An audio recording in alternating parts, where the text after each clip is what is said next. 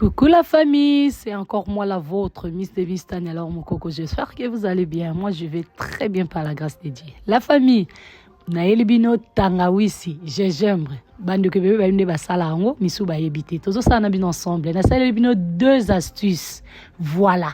Oyo ezali mondongo et puis oyo mibale eza clou de girofle, citron na tangawisi na biso. Première astuce eza nini? Tozui 500 grammes ya tangawisi to sokoli yango bien. To kati yango na ba morceau, to tia yango na kati ya mixeur, okoti yango na liboka. Ozui mai na yo ndambu, po lokwa to sala 1 litre, ozui kati ya mai 500 ml. Otie na kati ya ba mixeur na yo, ozui mondongo, clou de girofle, ozui na tangawisi, otuti, o mixer yango bien la yango. Siko nazo bakisa ndambu ya mai ya 500 ml, wana etikali nazo mélanger yango likolo a juste pona bimisa jus na ngai ya tangawisi. Tangawisi o eza kitoko makasi. La famille nazui siko citron wana na bakisi ba bien fait à citron. Ba bénéfice nango ezebele vitamine C. En tout cas tangawisi ko melango surtout pour na mukongo pasi, nzoto pasi, hémorroïdes, ozana de faiblesse sexuelle. En tout cas, ezo sunga ba maladie ebele mutu pasi o grippe. En tout cas, kitoko nango lisusu eza parce que ezo brûler, ezo ziki sa ba graisse e kosala ke okonda soki o continuer nango ebele mais ezo traiter ba pota ya libuma kambu ebele. Sala cure ya 3 jours tongo pourquoi en jeûne.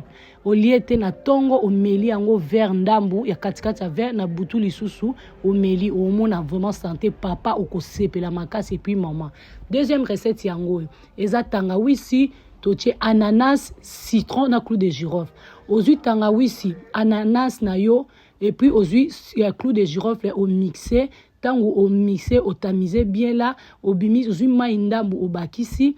Au sali jus na yo, au fini, au pressé citron na yo. En tout cas, ils ont le goût de ça. Ya. Et souki kaka bongo te la famille, likolo nango. Aussi la posa ya kosangana na papa. Tango meloko mama papa. Posa ekozonga. Oyo kokoma moto surtout bana basi. Ba papa pena muscle misisa ekozonga. Appétit ekozonga mukongo penda donc ekobongisa. Surtout moi si so uti ko bot après ko bota so si ko melisa mwana libele mela yango. Pour ceux qui ont melisa bébé libélé ou qu'on met la tangawisi boyete pour ekawusaka bébé saka libélé, ok? Voilà ça là autant au kata mona mabele. Eza anti-inflammatoire, ezali ezo booster système immunitaire na yo, eza wana ezo détoxifier et purifier le corps, eza wana en tout cas ezo sala makambo belé facile la digestion, ezo faciliter digestion na yo, hémorroïdes donc voilà en tout cas ba posa nzoto kozonga perte de poids lisusu. Coucou la famille, merci.